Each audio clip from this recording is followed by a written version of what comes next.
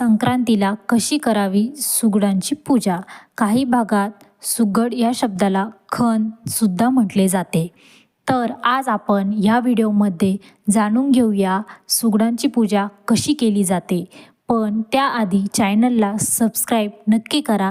चला तर मग सुरुवात करूया. महाराष्ट्रामध्ये मकर संक्रांती दिवशी तिळगुळ वाटणे, पतंग उडवणे यासोबतच महिला सुगडांची पूजा मांडतात. सुगडांची पूजा कशी केली जाते याची आपण माहिती घेऊया. सुगड हा शब्द नेमकं आला कुठून? संक्रांतीला सुगडांची पूजा केली जाते हे सर्वांना माहीत आहे. काळ्या आणि तांबड्या रंगाच्या मातीच्या सुगडांची पूजा या दिवशी करतात. पण त्यांना सुगड का म्हणतात? सुगड हा शब्द खरं तर अपभ्रंश होऊन आला आहे. सुघट या शब्दाचा हा अपभ्रंश आहे. सुघट म्हणजे सुघटित असा घड. या घडात शेतात बहरलेले नवधान्य ठेवून त्याची पूजा करण्याची प्रथा आहे. लहान सुगड देवघरात मांडून त्याची पूजा केली जाते. कशी केली जाते सुगडांची पूजा? सुगड पूजा मांडण्याआधी पाटाच्या किंवा चौरंगाच्या भोवती सुंदर रांगोळी काढावी.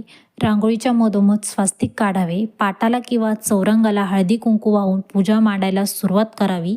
ऊस, तीळ, गाजर, शेंगदाणे, बोर, गव्हाच्या वंब्या, तिळगुळ आणि हरभरा सुगड्यांमध्ये भरून ठेवावे.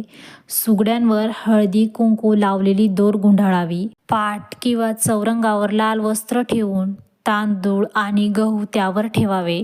नंतर एक एक करून भरलेले सुगड त्यावर मांडावेत. पूजा मांडल्यानंतर त्यांच्या बाजूला दिवा लावावा. शेवटी सुगड्यांवर हळदी कुंकू वाहून नमस्कार करावा. मांडलेल्या पूजेला तिळगुळ, हलवा, फुटाण्यांचा नैवेद्य दाखवावा. अशा रीतीने सुगड्यांची मांडणी आणि पूजा यथायोग्य पद्धतीने करता येईल. यानंतर सुहासिनी एकमेकींच्या घरी जाऊन वाणांची देवाणघेवाण करतात. काही ठिकाणी सुगड दान करण्याची पद्धत असते.